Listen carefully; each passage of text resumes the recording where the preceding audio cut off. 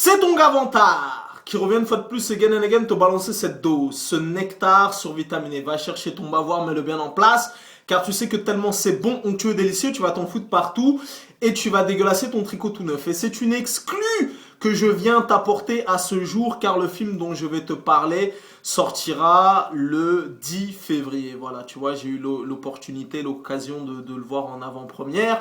Donc je viens t'en informer dans cette chronique. Donc le film en question, c'est La Tour de Contrôle Infernal. C'est ça, hein, La Tour 2 de Contrôle Infernal. Bon bref, c'est la suite du fameux film légendaire et cultissime La Tour Montparnasse, truc qui est sorti déjà il y a 15 ans. C'est la nouvelle, voilà, le nouveau film avec le duo Eric et Ramzy. Donc voilà, ça fait 15 ans que les fanatiques attendent la suite. La suite est arrivée et ce sera sur les écrans en France à partir du 10 février. Voilà, donc moi je l'ai vu en avant-première, voilà, au Gaumont Stade de France. Eric et Ramzy sont venus, ils ont fait le show pendant 20-25 minutes, vraiment. Vu qu'on était à Saint-Denis dans le 93, je peux te dire que c'était hilarant parce qu'il y avait des Zoulous qui leur donnaient du fil à retordre et ça vannait dans tous les sens et compagnie. Donc ils ont fait le show et ce que j'ai aimé, c'est qu'ils ont expliqué que c'était leur film le plus abouti. Voilà, tu vois, parce que contrairement à d'autres films par le passé, là, ils sont coproducteurs du film.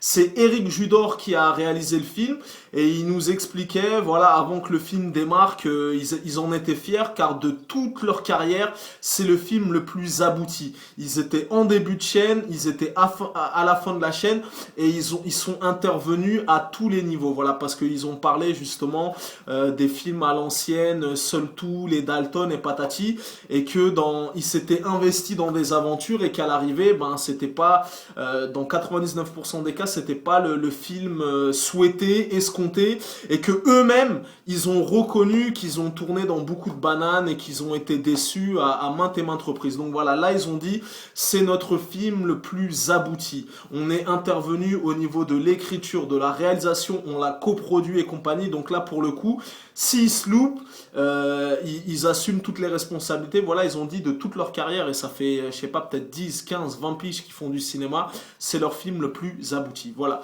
Donc, en ce qui concerne le film, c'est un film avec de l'humour caca pipi prout. Voilà, moi je suis très friand de ce genre d'humour. Ce n'est pas un humour que je dénigre, je suis très friand de l'humour caca pipi prout. Donc pour le coup, là c'est totalement assumé.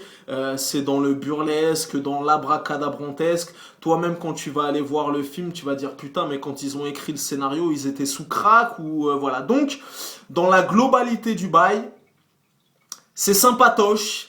C'est mignonnet, tu vois, ça veut dire que j'ai rigolé à deux, trois reprises.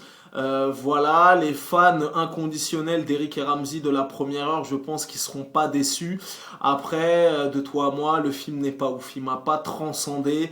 Il m'a pas, tu vois, j'ai rigolé deux, trois fois. Et même ma girlfriend qui était avec moi, elle m'a dit limite, quand ils sont venus présenter le film là pendant 20 minutes et qu'ils ont fait des sketchs, des gags avec le public et compagnie, ma girlfriend m'a dit ils étaient plus marrants là pendant 20 minutes que pendant les 1h30 du film. Voilà, tu vois.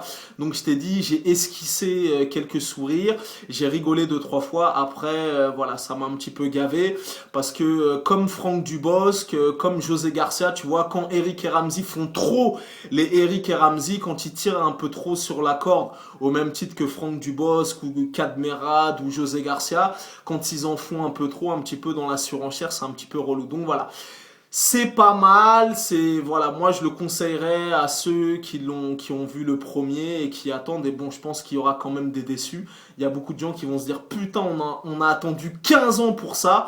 Voilà, le film n'est pas ouf. Voilà, si tu veux mon truc, le film n'est pas ouf.